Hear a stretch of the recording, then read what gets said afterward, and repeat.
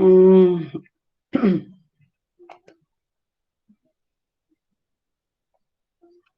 Ya, selamat pagi semuanya. Pagi, Bu. Ya, Selamat pagi, Bu. Selamat pagi, Bu. kita awali dengan ucapan puji syukur kepada Tuhan Maha Kuasa bisa bertemu bersua di hari baik ini, Rabu 25 Agustus 2021. Ya, Ibu sampaikan salam. Om Swastiastu. Om Swastiastu. Om Swastiastu. Om Swastiastu. Iya, sehat semua ya nak ya. Tentunya kalian sudah membaca apa yang Ibu kirimkan di WA. Nanti screenshot ya foto kamu satu saja ya. Kemudian kirim di daftar hadir yang nanti linknya Ibu tautkan, Ibu sematkan di chat ini. Jadi bagi anak yang tidak hadir hari ini jangan dikasih tahu linknya ya. Iya, jadi itu nilai plus anak ikut di meeting ini di roomnya. Jadi isi daftarnya ada kuisnya 5 soal saja, objektif semuanya. Artinya anak kan sudah mempelajari ruang lingkup biologi dari minggu pertama, kedua sampai sekarang ada vikonnya. Ibu harapkan anak mampu ya menjawab kuis itu, gitu ya. Jadi integritas anak diperlukan, jujur begitu ya, baca dengan baik, jawab ya. Tengah waktunya tidak Ibu batasi, tapi Ibu lihat anak mengirim jawaban itu kan ada rekamannya.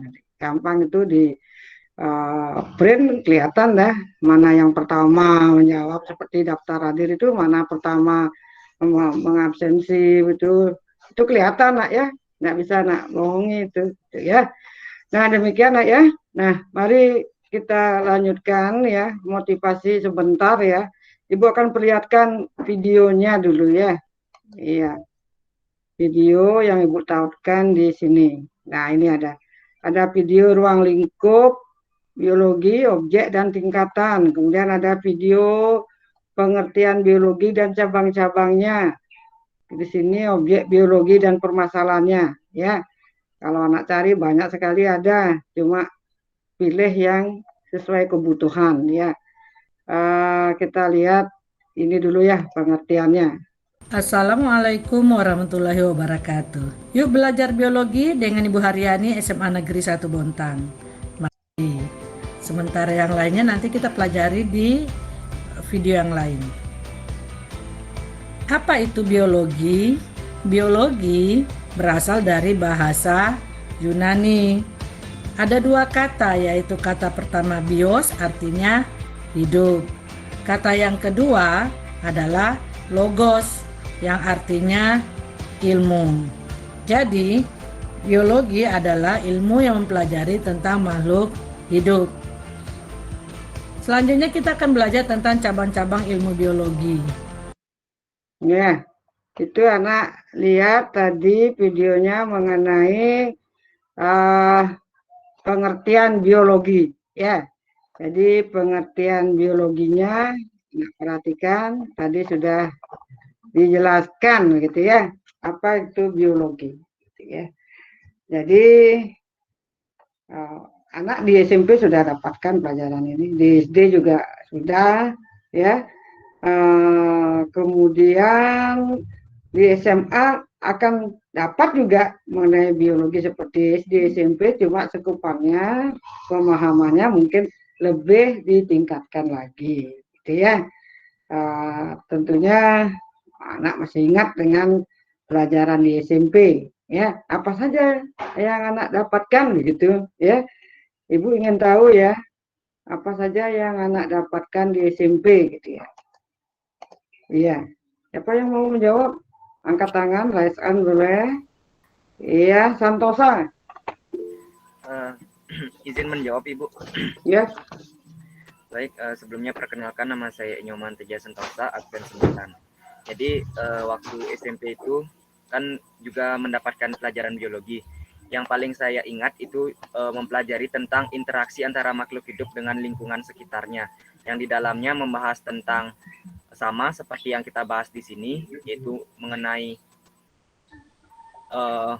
sel, kemudian ekosistem, organ, dan lain sebagainya.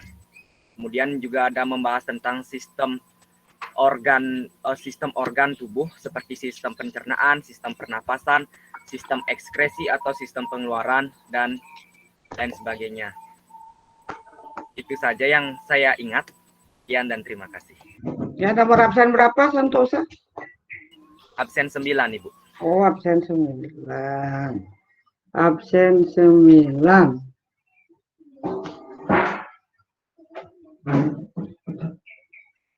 Ya, ada yang lainnya ya.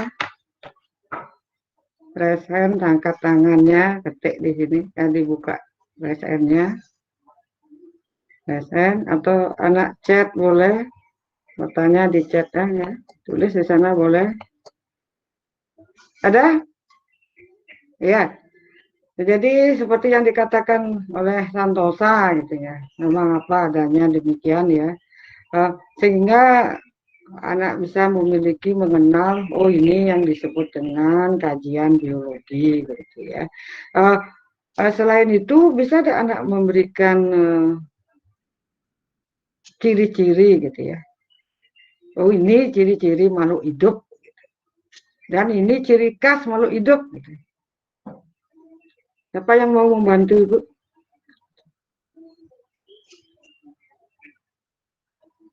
Ya, ada? Santosa lagi, wah yang lainnya ada ya. Ya, lanjut. Santosa. Baik, di sini saya akan menjelaskan tentang ciri-ciri daripada makhluk hidup. Yang dimana ciri-ciri umum dari makhluk hidup itu sendiri, yaitu tentunya seperti yang kita ketahui, pastinya setiap makhluk hidup itu bernafas. Baik manusia, binatang, dan bahkan pohon itu sendiri juga bernafas. Kemudian ciri-ciri yang kedua yaitu membutuhkan nutrisi, di mana kita sebagai manusia membutuhkan nutrisi, binatang juga membutuhkan nutrisi, dan tumbuhan pun juga membutuhkan nutrisi dalam proses pertumbuhannya, dalam proses fotosintesis yang dilakukan, dan lain sebagainya.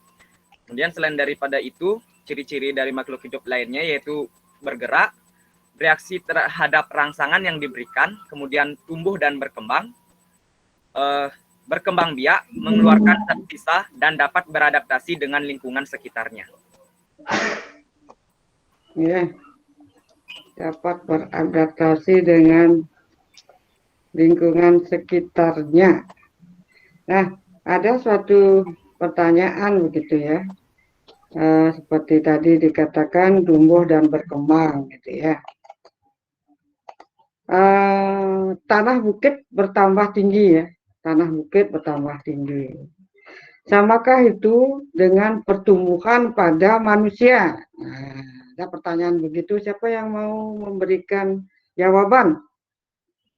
Selain Santosa, tanah bukit bertambah tinggi.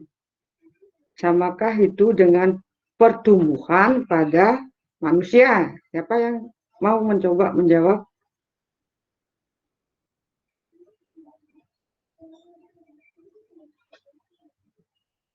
Nggak ada? Coba ya. Wah, lagi Santosa ini diborong sama Santosa ini. Ya, Santosa dari SMP mana dulunya? SMP 1 Semarapura, Bu. Wadah, dapat juara dulu ya di SMP-nya? Iya, kebetulan waktu itu sempat juara umum 1 juga. Oh, juara umum 1. Kemudian masuk ke SMA 1 lewat jalur apa? Prestasi. Wadah, hebat. Yang lainnya berdiam, yang lainnya bisa seperti Santosa ya. Ya, diimbaskan pada teman-temannya, tolong diajak berdiskusi temannya ya, dikasih tahu ya pengetahuan. Baik, Santosa. Menurut kamu gimana?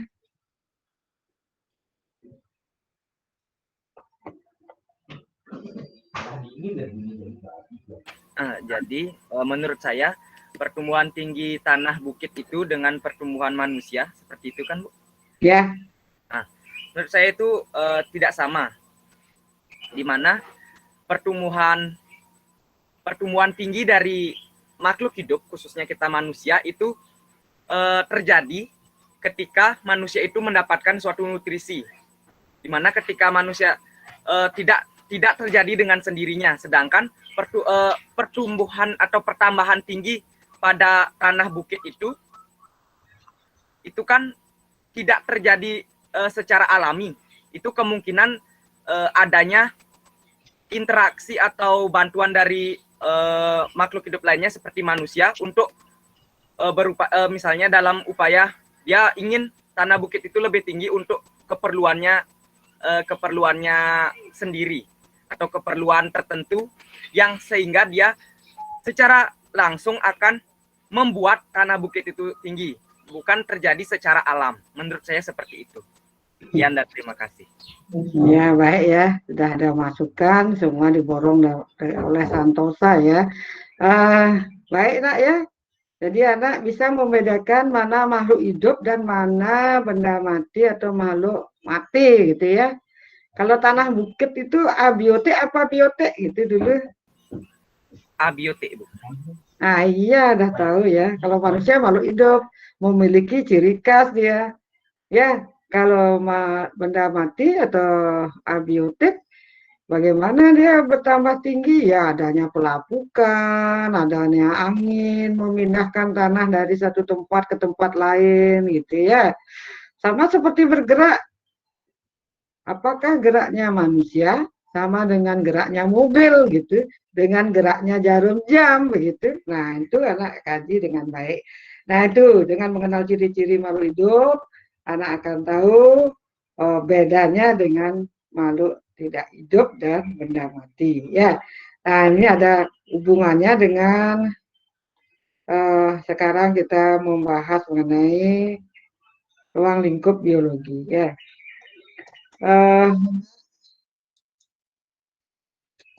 Perhatikan kemari ya.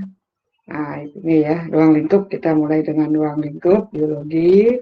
Tadi presensinya sudah Ibu kasih video. Sekarang kita menyimak ruang lingkup biologi itu. Nah, untuk mengetahui hal ini, kita dulu apa kompetensi yang harus kalian kuasai dalam materi ini ya. Itu yang penting ya. Materi ini sudah anak pelajari. Sekarang kompetensinya ini ya. Untuk kompetensi pengetahuan, ya ini menjelaskan ruang lingkup. Jadi tingkatannya menjelaskan, anak sudah tahu gitu ya, baik itu permasalahan pada berbagai objek dan tingkat organisasi kehidupan, meliputi penerapan metode ilmiah dan prinsip keselamatan kerja. Ini nilai pengetahuannya ya. Kemudian nilai psikomotor, keterampilan anak menyajikan data hasil penerapan metode ilmiah itu. Makanya Ibu kasih pekerjaan mengenai praktikum ya, percobaan biji kacang hijau. Mudah-mudahan sudah dikerjakan, anak berproses, jadi ikuti itu ya, amati, tiru, modifikasi. Jadi Ibu sudah kasih contoh percobaan ya, kemudian itu lihat, amati, modifikasi dengan hasil percobaan kalian, ganti dah hasil karya anak, laporan anak gitu ya.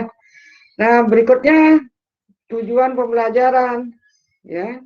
Kompetensinya anak ketahui, sekarang tujuannya ya tentunya sama dengan kompetensinya, tujuannya ya. Melalui pembelajaran dari rumah, siswa dapat menjelaskan dengan tepat ruang lingkup biologi ya, permasalahan pada berbagai objek biologi dan tingkat organisasi kehidupan melalui penerapan metode ilmiah dan prinsip keselamatan kerja, serta memiliki sifat mandiri, jujur, dan disiplin. Nah, ini harapannya ya. Kalian bisa mandiri, bisa jujur, bisa disiplin, berintegritas tinggi istilah sekarang ya. Berikutnya kita lihat. Nah, ini link-linknya ini bisa anak buka nanti ya, setiap dibuka ini ada videonya begitu ya. Nah, ada cabang-cabang biologi. Nah, ini objek biologi dan permasalahannya. Nah, sekarang kita lihat objek biologinya. Apa itu objek biologi? Nah, ini ya.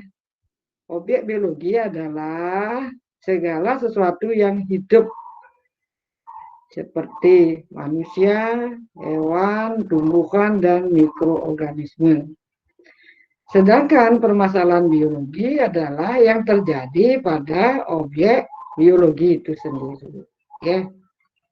Jadi demikian objek biologi. Nah, anak bisa lihat di sini objek biologi, cabang-cabang objek biologi ya. Apa saja yang termasuk objek biologi. Disimak baik-baik ya. Yang pertama kita bahas adalah objek biologi, yaitu sesuatu yang akan kita pelajari di biologi. Yang pertama adalah sel. Apa itu sel? Sel adalah unit terkecil makhluk hidup. Selanjutnya ada jaringan. Jaringan adalah kumpulan sel yang mempunyai fungsi dan struktur yang sama. Selanjutnya ada organ. Organ adalah kumpulan jaringan yang mempunyai fungsi yang sama.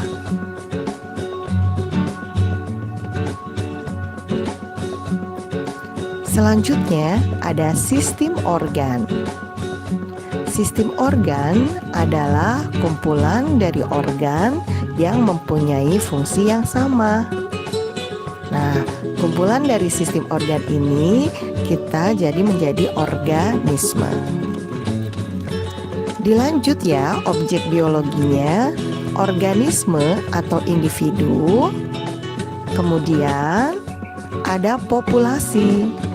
Populasi adalah kumpulan organisme atau individu yang sejenis yang menempati tempat dan ruang yang sama dan waktu yang sama pula. Nah, kumpulan dari populasi yang menempati habitat yang sama kita sebut dengan komunitas.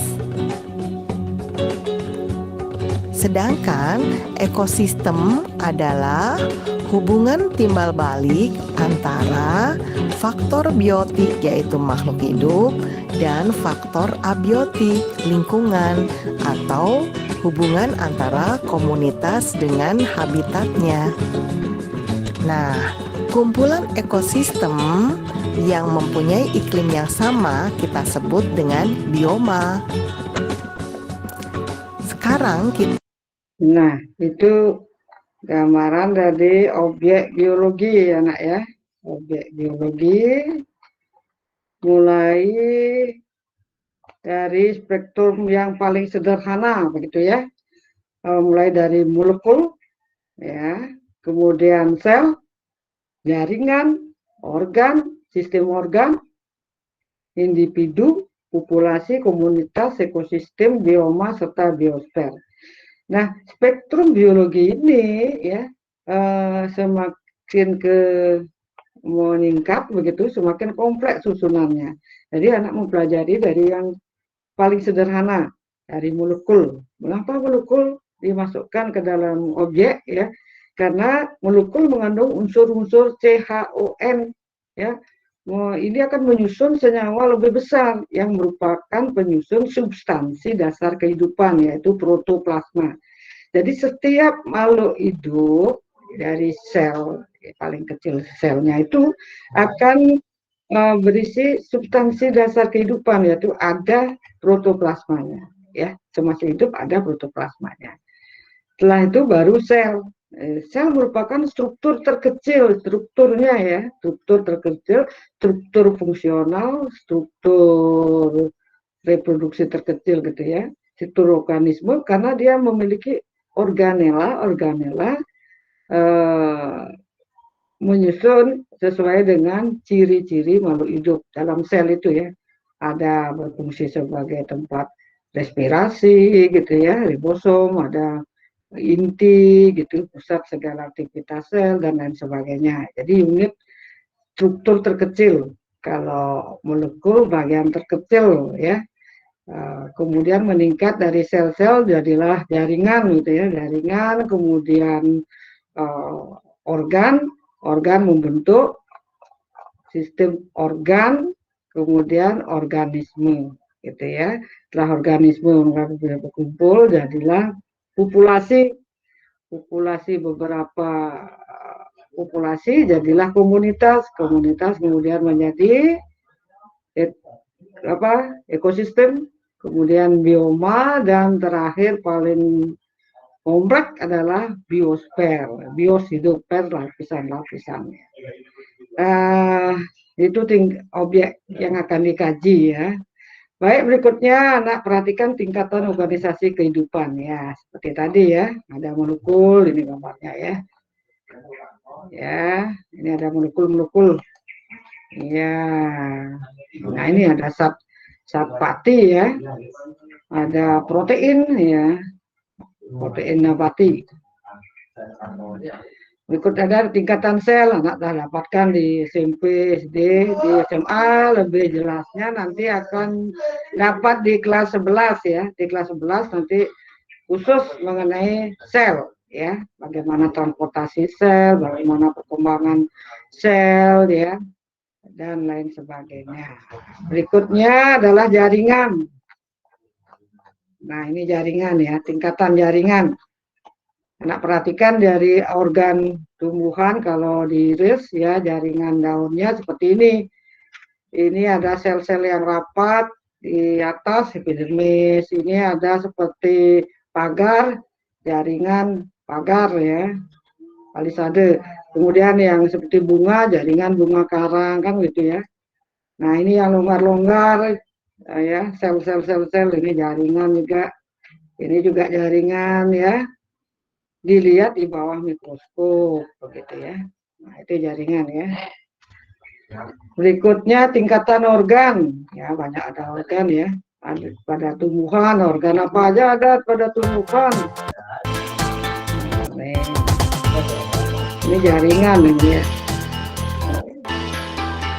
Organ, ada akar, ada daun, ada batang.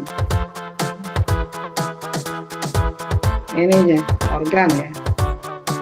Buah juga. Bunga.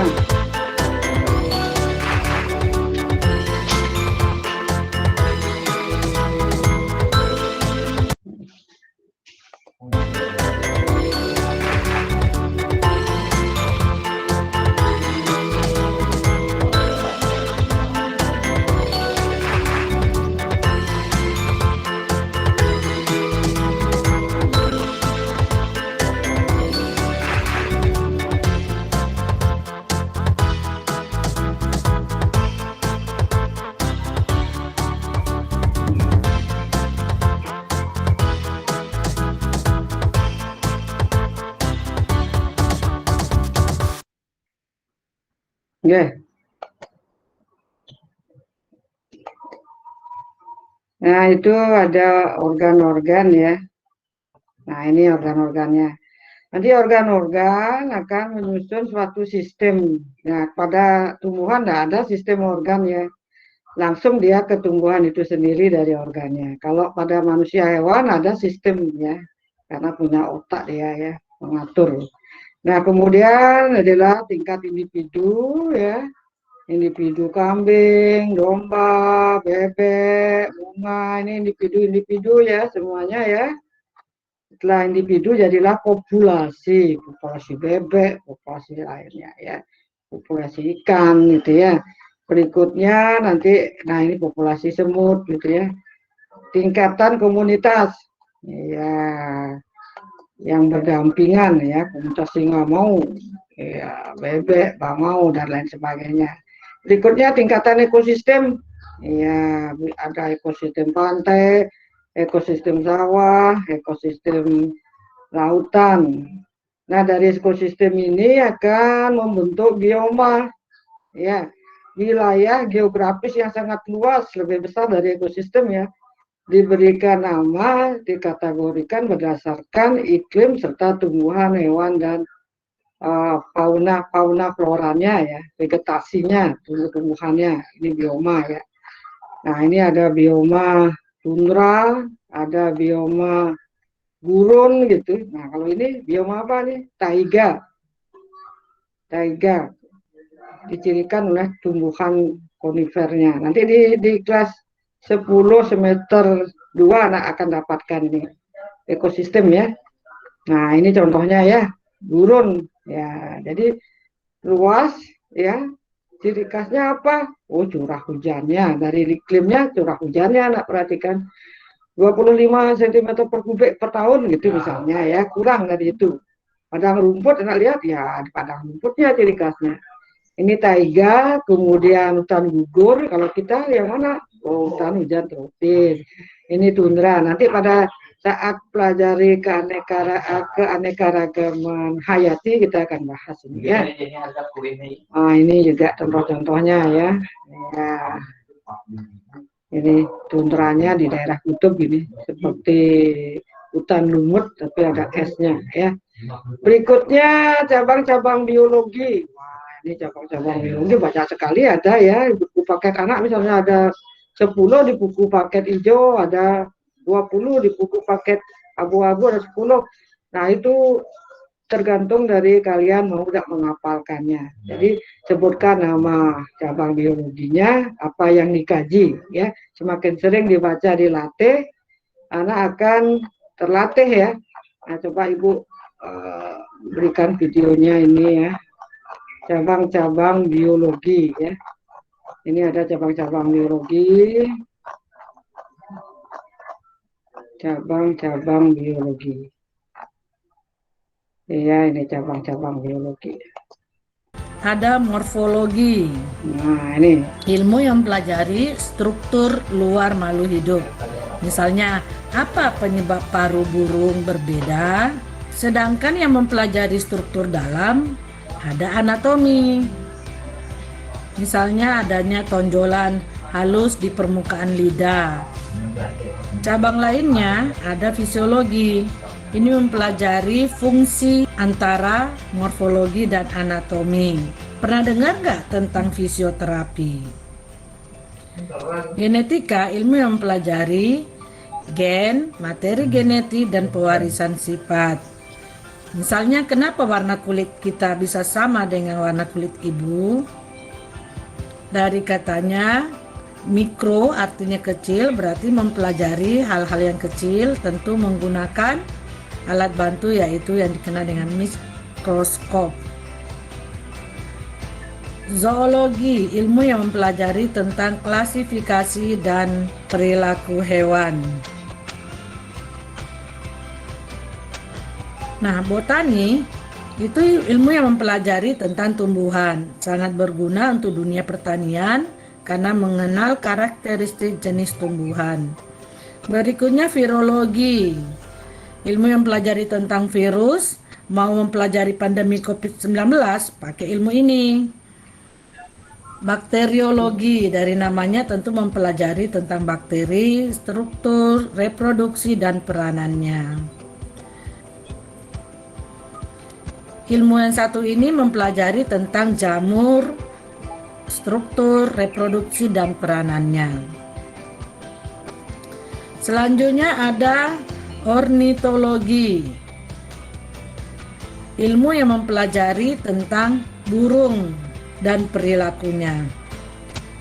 Entomologi adalah ilmu yang mempelajari tentang serangga, baik jenis, klasifikasi, persebaran. Mammalogi, ilmu yang mempelajari tentang mamalia, jenis, klasifikasi, perilaku tentang hewan menyusui. Ada sitologi, ilmu yang mempelajari tentang sel, baik sel hewan maupun sel tumbuhan. Histologi ini mempelajari tentang jaringan, misalnya jaringan epitelium, jaringan ikat, dan jaringan-jaringan yang lainnya. Lanjut kepada ilmu ekologi, ilmu yang mempelajari tentang interaksi yang terjadi antara makhluk hidup dengan lingkungannya. Taksonomi, ilmu yang mempelajari tentang klasifikasi dan penggolongan makhluk hidup. Jadi penggolongan itu ada tingkatannya loh. Terakhir, evolusi, mempelajari tentang perubahan makhluk hidup dari generasi ke generasi. Ingat Charles Darwin ya. Masih. Nah, itu adalah cabang-cabang biologi ya, yang anak perlu latih gitu supaya bisa apa, kalau tidak pernah dibaca gimana bisa tahu gitu ya. Nah, sekarang permasalahan yang muncul Kita ya. akan membicarakan tentang permasalahan biologi ya. Permasalahan biologi yang pertama adalah permasalahan biologi di tingkat sel. Contohnya, terjadinya pecahnya sel darah merah akibat infeksi virus atau bakteri. Ada juga permasalahan di tingkat organ. Contohnya, adanya reaksi penolakan tubuh terhadap transplantasi atau pencangkokan organ hati. Nah, contoh permasalahan biologi yang lainnya itu ada permasalahan di tingkat populasi. Contohnya, penyebaran COVID-19 antar manusia. Selanjutnya, ada permasalahan di tingkat ekosistem. Contohnya adalah penggundulan hutan untuk pembukaan kebun mengancam satwa liar. Jadi, permasalahan biologi bisa kalian cari sendiri ya. Contoh yang lainnya. Nah, itu permasalahannya nak ya. Nah, sekarang apa manfaat kalian mempelajari biologi gitu ya? Apa manfaatnya? Ada tak manfaatnya mempelajari biologi gitu ya? Manfaat mempelajari biologi. Kita lihat manfaatnya ya. Nah, ini manfaat dari mempelajari biologi, yaitu satu di bidang pertanian. Ya, tentunya bisa nak lihat kalau kalian berada di pedesaan, bisa nak kaji ya, apa yang manfaatnya ya. Ini tentunya adanya bibit-bibit unggul ya, secara berperan ilmu cabang biologinya, botani itu ya berkembang pesat sesuai dengan perkembangan ilmu dan teknologi. Ya, ini ada tomat ya, ada dulunya hijau, apa namanya merah ya, ada tomat ungu. Demikian juga ubi, ada ubi ungu gitu ya. Ya, tentunya akan bertambah daya gunanya. Kemudian bidang peternakan gitu ya nak ya. Iya, ada bibit-bibit unggul juga. Ayam broiler 3 bulan sudah bisa panen gitu ya. Dipotong ya. Sapi gitu menghasilkan susu yang ini tinggi ya. Nah, itu ya. Nah, ini sapi yang penghasil susu gitu ya, di bidang peternakan ini ya. Kemudian di bidang kedokteran banyaknya ya penanganan pengobatan yang canggih. Jadi sekarang ada vaksin yang begitu untuk memberantas, menghentikan pandemi COVID ya, semoga cepat ya terrealisasi. Kemudian di sini ada transplantasi kulit ya, untuk korban yang luka bakar gitu ya, yang wajahnya sudah tak kelihatan, ada dokter spesial untuk merekonstruksi wajah, demikian ya, sehingga menjadi cantik dan bagus kembali ya. Kemudian di bidang industri, nah ini bantuan mikrobiologi itu pembentukan Yumhud gitu ya, Yakult seperti contohnya itu prosesnya. Di sini perlu adanya industri, jadi apa namanya, alat dan bahannya supaya steril ya, sehingga kalian dapat menikmati hasil daripada manfaat biologi tersebut ya. Berikutnya di bidang perikanan ya, adanya hutan mangrove ya, di sana bisa hidup udang, ikan-ikan dan lain sebagainya. Di samping bisa menghasilkan udara segar, oksigen, di sini tumbuhannya fotosintesis juga hasilnya begitu ya, bidang perikanan. Berikutnya bidang kriminologi. Ya, ini contohnya jika ada kasus kriminal, misalnya untuk tes ADN ya, asam deoksiribonukleat atau DNA, deoksiribonukleat asid itu sama ya. Maka dites ADN-nya siapa ini punya bapak atau siapa punya ibu gitu misalnya ya. Atau kena musibah gitu, nah kemudian mayatnya tidak terkenali, maka diadakan tes ADN gitu ya, kriminologi. Nah itu manfaat beberapa bidang-bidang ya, kegunaannya apa begitu ya. Nah berikutnya bekerja ilmiah gitu ya, dengan metode ilmiah gitu ya. Nah ini sudah Ibu kasihkan anak tugas untuk membuat menerapkan bagaimana metode ilmiah itu dilakukan oleh seorang sains ya. Jadi IPA, biologi, kimia, fisika itu sains ya. Terpadu dia. Nah, coba anak perhatikan ini ya videonya.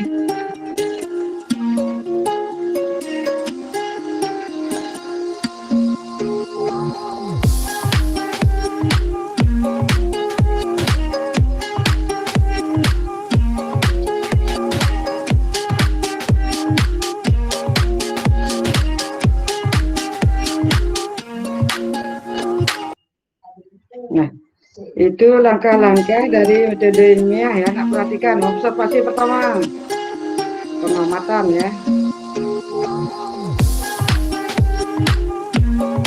Hipotesis, dugaan sementara dari permasalahan yang muncul.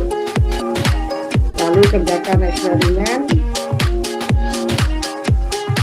kumpulkan data-data ya, simpulkan. Ya, Ibu ulangi lagi ya. Masalah diamati dengan observasi. Kemudian buat rumusan masalah dalam bentuk tanya. Buat dugaan sementara. Lakukan percobaan.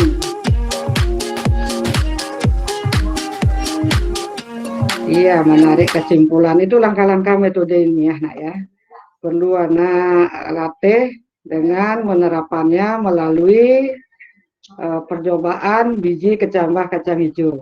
Nah itu rumusan masalahnya, rumusan masalah atau masalah yang anak dapati begitu nak ya, itu didata. Kemudian anak observasi, jadi dilihat ya ada masalah muncul atau anak mencari masalah, observasi itu artinya didata itu, kemudian buat rumusan masalah dalam bentuk tanda tanya gitu ya. Kemudian baru anak melakukan dugaan, hipotesis ya. Ada dugaan yang mendukung HA, H0 tidak mendukung gitu. Tidak ada hubungan H0. Kalau ada hubungan HA ya. Kemudian setelah hipotesis anak melakukan rancangan percobaan. Ya, di sana ada variabel bebas, variabel terikat, variabel kontrol. Artinya faktor-faktor yang akan mempengaruhi itu variabel bebas, yang dipengaruhi variabel terikat. Kalau kontrol yang tidak diberikan perlakuan ya. Setelah itu anak amati pekerjaan anak ya dalam suatu eksperimen. Nanti buat tabel, grafik, uraian dari hasil percobaan itu ya. Kemudian baru nak simpulkan. Kemudian harus menyambung ini ya, metode ilmiahnya itu, langkah-langkahnya tidak boleh diputar balikan. Kemudian ada prinsip ajak ya, kemudian tidak berubah-ubah artinya mulai dari rumusan sampai kesimpulan ya. Misalnya ya apakah ada ya pengaruh faktor luar terhadap pertumbuhan itu misalnya. Itu kan pertanyaan, nanti faktor luar mempengaruhi pertumbuhan. Haha itu kalau Hano tidak, faktor luar tidak mempengaruhi pertumbuhan, itu Hano ya. Kemudian anak uji cobakan, kesimpulannya pertumbuhan dipengaruhi oleh itu jadinya faktor luar. Itu yang sederhana ya. Ada lagi contoh di sini ya, kerja laporan ilmiah nih. Ada contohnya.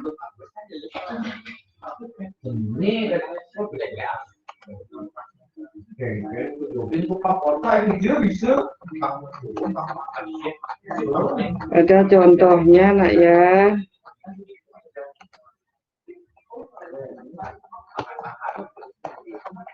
Tentang ini ada contoh perbandingan nasi dengan tipat gitu ya, ketupat ya. Ini kan pertanyaan, permasalahan, kalau nasi cepat basi, kalau ketupat kok bisa tahan lama ya, 2 hari misalnya masih kuat bertahan gitu. Juga ada ketupat dibandingkan nasi gitu misalnya ya, lebih awet ketupat gitu misalnya. Hipotesisnya rancang itu, kemudian diteliti, kumpulkan data-data, dianalisa, dibuat kemudian laporan dalam bentuk ya pendahuluan, metode penelitian, hasil penelitian. Nah, laporan ini tergantung dari permintaan yang akan diserahi laporan tersebut.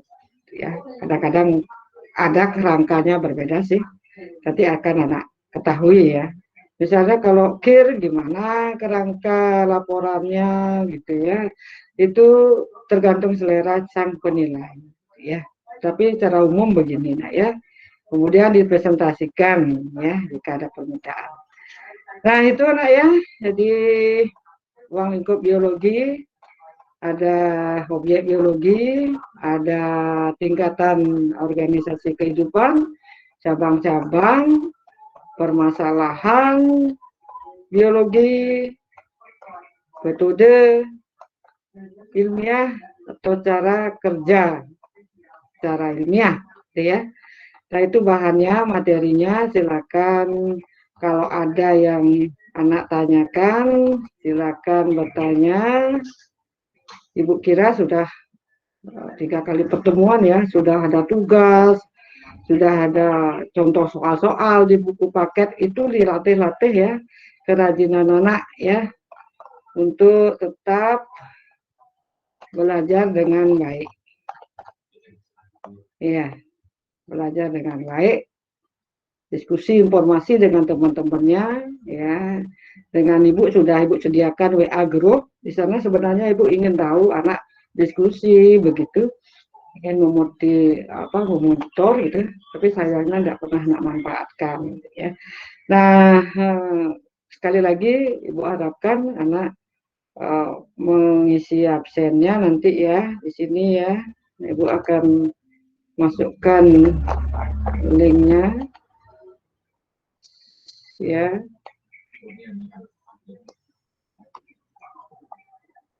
Goblok anjing goblok.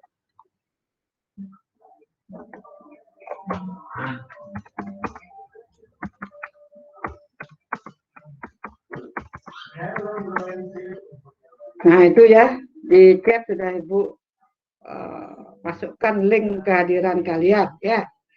Silakan diisi. Ada yang ingin bertanya enggak dulu? Ada yang angkat tangan, ibu keluarkan dulu gininya ya. Presentasinya ibu stopkan dulu ya. Stop presenting. Iya. Oh, Santosa saja ini. Ya, Santosa lagi. Baik, terima kasih atas kesempatannya. Jadi dari penjelasan yang Ibu berikan, saya ada 2 pertanyaan, yaitu yang pertama terkait di cabang-cabang ilmu biologi. Nah, seperti yang kita ketahui bersama kan cabang-cabang ilmu biologi itu ada banyak. Kalau tidak salah ada 41 cabang-cabang biologi. Nah, di mana pertanyaan saya adalah apakah cabang-cabang ilmu biologi ini kemungkinan di masa depan akan mengalami pertambahan lagi atau tetap seperti ini atau tetap jumlahnya sedemikian, dan ataukah memang cabang-cabang biologi ini